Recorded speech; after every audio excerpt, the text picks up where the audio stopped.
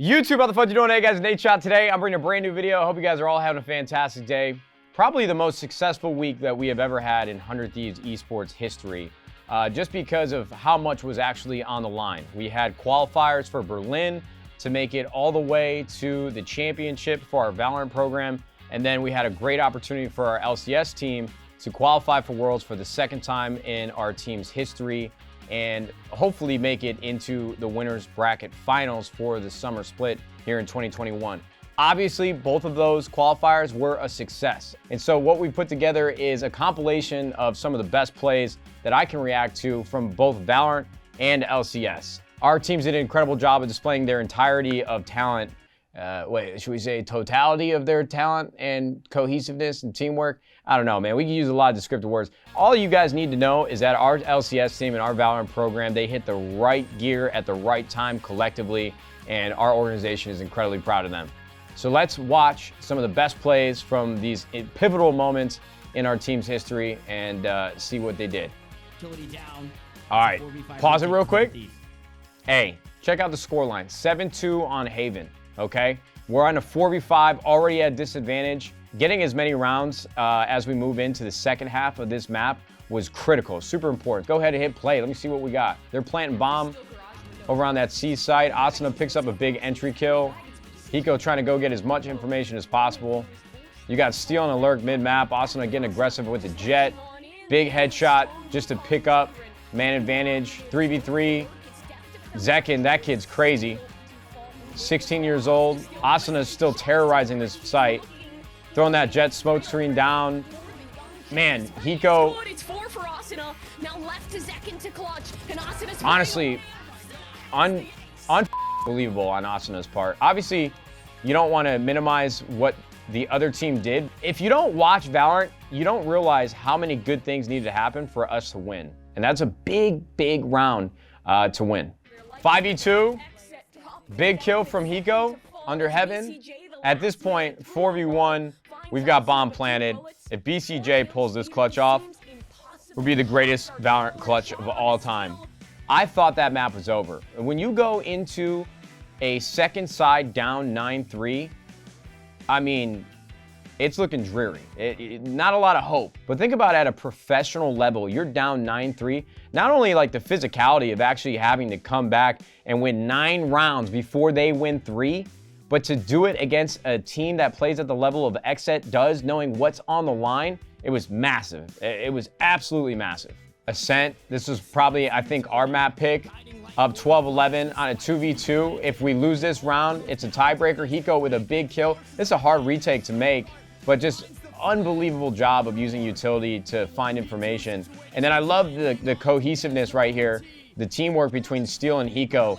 I mean, the comms must have been rapid fire, like, all right, we're dropping down together and we're gonna make sure that we clutch this up and send these guys home. You know what? That was the qualifying moment. That was exactly what we needed to do. But that series could have went either way. It wasn't a victory where we blew them out of the water. So I just want to give credit where credit is due to XSET. But it just shows you the resiliency and composure of the 100T's Valorant team to clutch up when we needed them to most.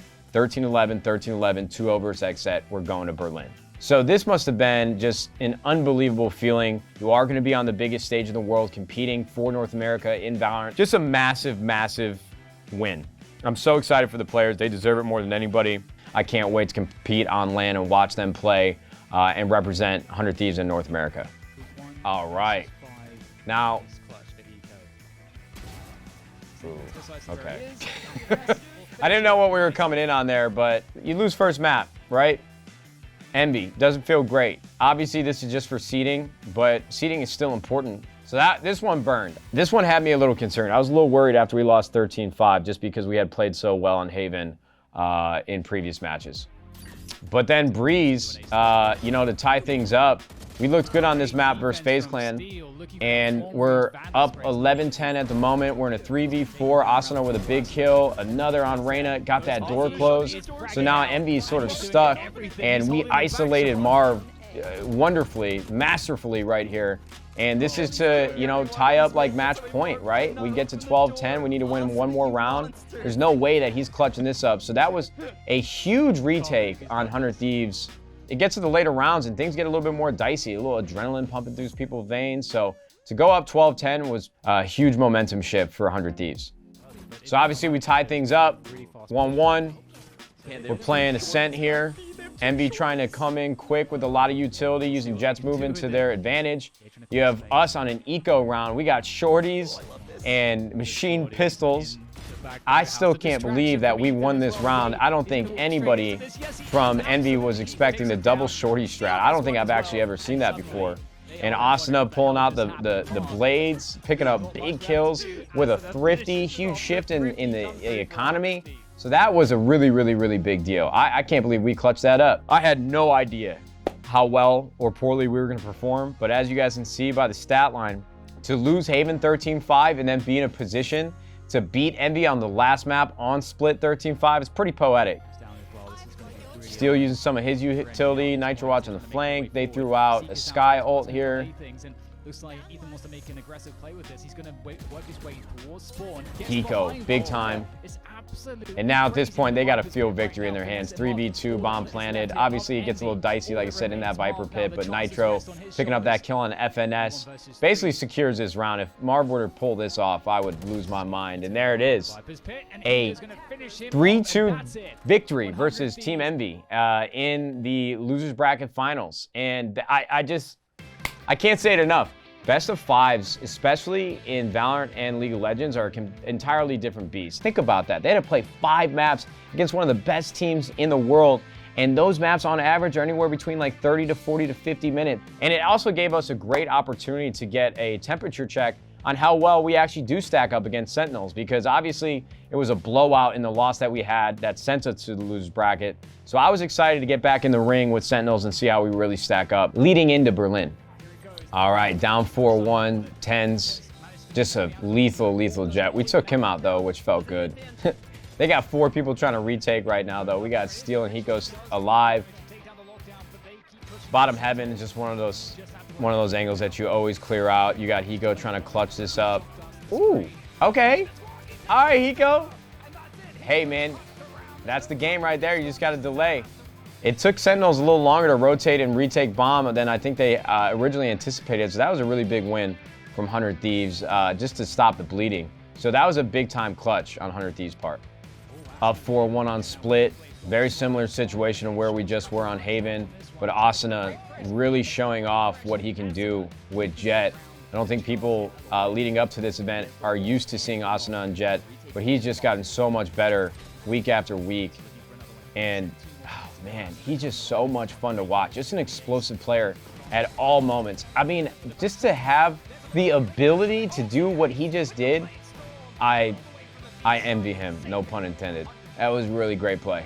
Yeah, so we ended up losing the series to Sentinels, but I will say we had a lot of maps that were not necessarily our first or even second pick. To play Sentinels on Bind as close as we did, I don't think anybody was expecting that. I doubt Sentinels was. When Sentinels has as much talent as they do and how difficult they are to defeat, just winning rounds and winning some maps is a huge momentum shift, I think, for the mental game that you have to play in esports, especially leading up to a LAN event. And so to go round for round with Sentinels, the best team in the world, and even take a map off them was just huge victory. Obviously, we would love to win, but for the players specifically, I think this was a really big deal for them.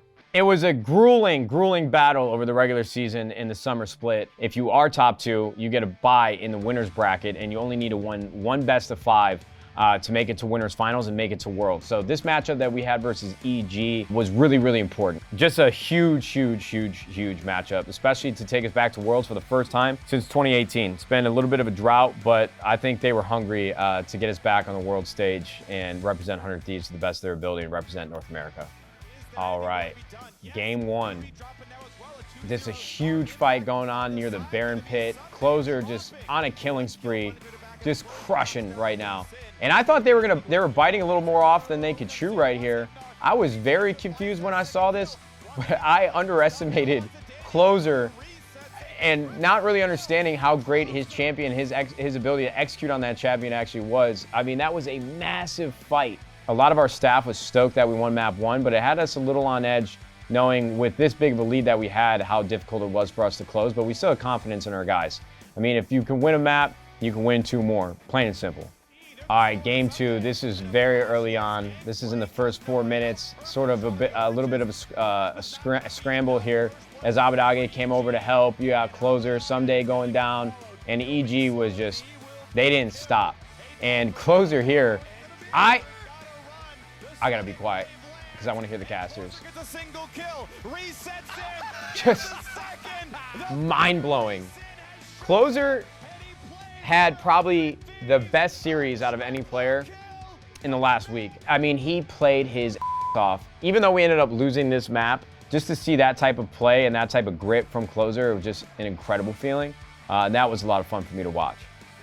Oh man, this was just chef's kiss, dude. I'm stealing Hiko's move. I mean, to have 1 turret already down and we start dying here a little bit, I thought that EG was about to make another stand. But all of a sudden, Abadage, Someday, and FBI, they said, F that, we're getting back in their faces. And you could just see the health bars from EG just start to dwindle, go down and down. Danny's got to use his stopwatch. He gets taken out. And just 3 players. It took a team effort, but Someday, Abadage, and FBI able to close there, picking up 1 more kill just to buff the stat lines a little bit. And at that point, we're 1 game away from closing out this series and turning this into 100T's Worlds 3-1 versus EG. But as you guys know, we're probably going to watch something from game 4 here. You guys know that was not the case. Roll the tape. Oh, no. We got an 8,000 goal lead. Team just starting to scrap mid lane. And you could tell our players were feeling themselves because they were not slowing down, man. Start crying. This dude, Danny, just absolutely obliterated, just pummeled us. And then Abadage and Someday chase, and Danny used that Tristan's rocket jump, and we get wiped. I mean, that was an ace, an unofficial pentakill. Danny, like a 17-year-old rookie, to do that in the position that they were in to save them from being eliminated, and now he's so fed. That was a heartbreaker. I thought we were closing the book on EG, but just a miraculous play from Danny. And we got to talk to the players quite a bit after the match. They thought it was over as well, and they were getting excited because they thought their Worlds ticket was punched, but you know, it ain't over until it's over. You can't write it any better, like the script for this matchup. So shout out EG, man, they kept it close. This is at the beginning of game 5, and I thought we were done for right here. Closer and Abadage and Huhi. So apparently Huhi's engage is what actually won us this altercation. And Abadage and Closer obviously did their part as well, but just a massive, massive success. I can't imagine the pressure and the nerves that were hitting every player on stage from EG and 100 Thieves. So the shout out 100 Thieves LCS, man, it was just incredible. And here is the final moment. Game 5, that last turret dwindling. The Nexus starting to get assaulted. Svenskeren doing everything he can to stop us from defeating EG. And we close it out right there. You got the Ziggs nuke coming in real quick. This just icing on the cake, man. You know, it's such a fun series to watch. Obviously, a ton of stress. Probably took some years off my life. Almost gave me a couple heart attacks. But the first team since 2018 to qualify for Worlds. Someday, Closer, Abadage, FBI, Huhi. Just an incredible team. And I can't wait to watch them play. Not only in the winners bracket finals versus Team Liquid and hopefully still win the summer split, but to go to China, play on the international stage, represent North America. You guys have no idea how much that means to our organization. I can't even begin to understand how much it means to the players, but we got to celebrate. We got to spend a ton of time together after this win, and we're just so excited. It's going to be a really fun couple months for LCS fans. I think the summer split hopefully will come to an end with a banner being hung for a championship from 100 Thieves, but then traveling to China and getting to see them play against some of the best teams in the world, I couldn't ask for anything better. So I'm sure you guys know after watching this video how proud I am of the Valorant and League of Legends team for getting to compete on an international stage and really representing 100 Thieves to the best of their ability. It just goes to show you how much hard work we've been putting in together as a team to get to the point where we can have multiple levels of success. Obviously, really, really cool that it all happened in 1 week. This won't happen very often, so we should enjoy it while we can and just give a ton of respect and love to all the players and coaches for doing the best that they could and getting us to the point where we get to compete all over the world together. So hope you guys enjoyed that. Thank you guys so much for tuning in. Can't wait for the rest of esports to unfold. over the next couple weeks, and I hope you guys are excited for it too. YouTube, we'll see you fudging later. Goodbye.